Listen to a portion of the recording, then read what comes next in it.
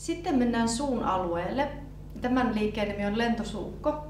Eli suipistetaan suuta niin kuin annettaisiin pusu. Sitten laitetaan etu- ja keskisormi tähän huulille. Ja taas työstetään sormien painetta vastaan. Painetaan huulilla sormia.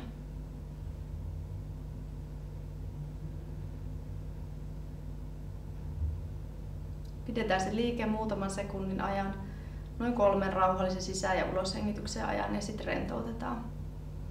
Ja tämäkin liike toistetaan 3 kertaa. Tämän 4. liikkeen olen nimennyt hevosen hymyksi.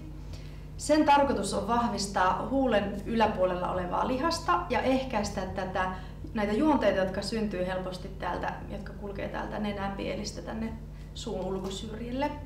Eli tässä lähdetään nostamaan ylähuulta ylöspäin, ei jännitetä kaulaa eikä jännitä huulia muuten, vaan pelkästään nostetaan ylähuulta niin, että suu aukeaa noin 2 senttiä ja ylähampaat tulee näkyviin. Ja se jännitys tuntuu täällä poskissa.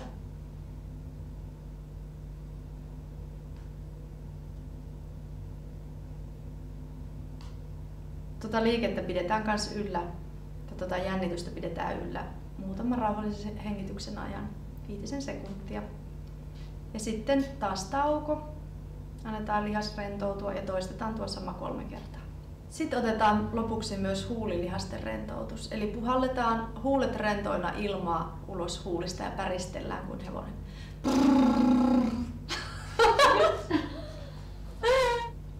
Ja lopuksi tehdään tällainen kaulan venytys.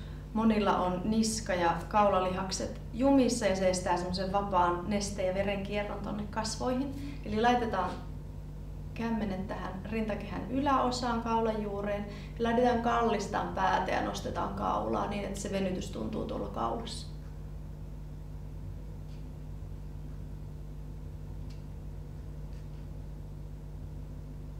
Tuossakin ollaan muutaman rauhallisen hengityksen ajan. Tuo liike tehdään 2 kertaa. Sen jälkeen sitä liikettä voi vähän tehostaa niin, että kun me kallistetaan päätä, niin työnnetään leukaa vähän eteenpäin. Eli muuten sama liike, mutta vähän tehostetumpi venytys.